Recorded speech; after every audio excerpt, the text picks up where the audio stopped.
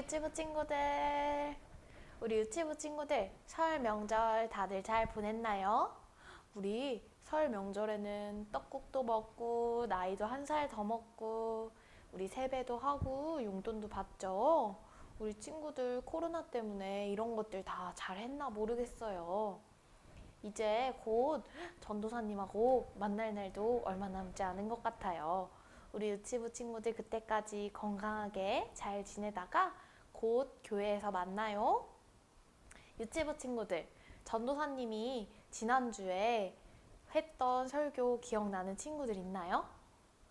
우리 이 땅에 사는 사람들 중에 죄가 없는 사람은 없다고 전도사님이 이야기했어요. 그러면 우리 이 땅에 사는 사람들 중에 이 땅에서 평생 동안 죽지 않고 살 수 있는 사람이 있을까요? 나는 죽지 않고 평생 동안 여기서 살 수 있어. 이렇게 이야기할 수 있는 사람이 있을까요? 아니요. 사람은 다 죽기 마련이에요. 그러면 죽었다가 부활하는 건 가능한 일일까요? 맞아요. 죽었다가 부활하는 것도 사람은 할 수가 없어요. 그러면 성경에 죽었다가 부활하신 분의 이야기가 나와요. 그분은 바로 누구일까요? 맞아요. 바로 예수님이에요. 그러면 우리 오늘 성경 말씀을 통해 예수님에 대해서 더욱 예수님이 어떻게 십자가에 돌아가 죽으시고 다시 살아나셨는지, 살아나고 나서 어떤 일들이 있었는지 한번 말씀 읽고 살펴보아요. 하나님 말씀. 그가 여기 계시지 않고 그가 말씀하시던 대로 살아나셨느니라. 마태복음 28장 6절 말씀. 아멘. 여러분, 예수님이 십자가에 못 박혀 죽으신 뒤에 다시 살아나셨어요. 예수님이 여기 무덤 안에 계시지 않고 다시 예수님이 내가 다시 살아나리라 예언하셨던 것처럼 제자들에게 미리 알려주었던 것처럼 다시 살아나셨던 거예요. 그러면 우리 성경 이야기를 통해 살펴보아요. 예수님이 돌아가신 지 하루, 이틀, 3일이 되었어요.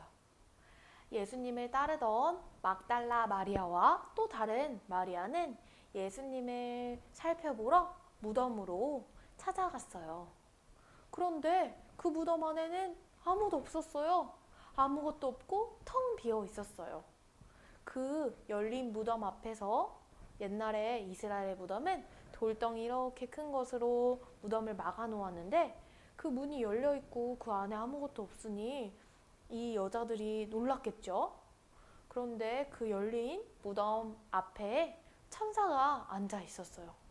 천사가 그 여인들에게 말했어요. 여러분, 예수님은 여기 계시지 않아요. 예수님은 부활하셨어요. 이 여인들은 예수님이 부활하셨다는 소식을 듣고 너무너무 기뻤어요.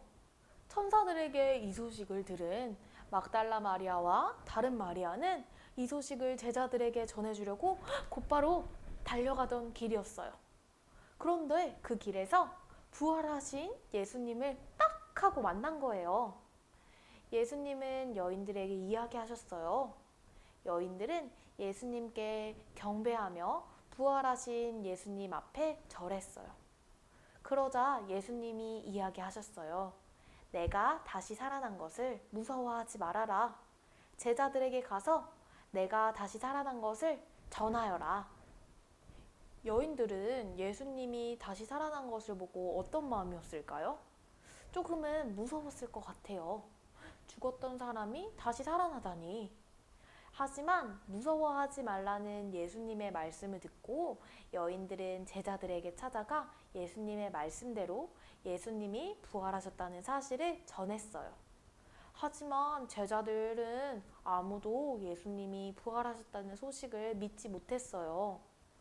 제자들은 오히려 예수님을 죽인 사람들이 자신들을 죽이려고 해치려고 그곳에 올까봐 문을 꼭꼭 잠그고 그 안에 모여 있었어요. 그 문을 꾹꾹 잠근 그곳에 예수님이 부활하신 날 저녁이었어요. 그곳에 예수님이 찾아오셨어요.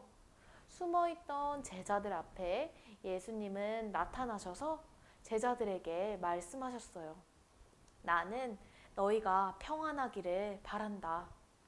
제자들은 부활하신 예수님을 만난 뒤에도 예수님을 믿지 못했어요. 예수님이 부활하신 예수님이 맞냐고 알아보지 못하고 무서워하고 그 손과 발을 확인하며 예수님이 맞는지 확인하기에 바빴어요. 그렇지만 예수님이 십자가에 찔린 구멍난 손과 그리고 발, 그리고 채찍에 맞은 옆구리를 보여주자 그제서야 제자들은 예수님이 부활하셨다는 소식을 믿게 되었어요. 유치부 친구들, 예수님은 제자들과 약속한 대로 제자들과 함께 계시며 내가 부활할 것이다. 약속한 대로 그 약속을 지켜서 3일 만에 다시 부활하셨어요. 여러분들은 그 사실을 예수님이 부활하셨다는 사실을 천사가 와서 누구누구야 예수님이 부활하셨대 하면 믿을 수 있을까요? 전도사님도 천사가 전도사님 앞에 나타나서 예수님 부활하셨다는 소식을 전해주면 너무너무 무서울 것 같아요. 제자들과 다르지 않게 무서워서 숨어서 혼자 예수님이 살아났다는 사실을 기뻐하지 못할 것 같아요.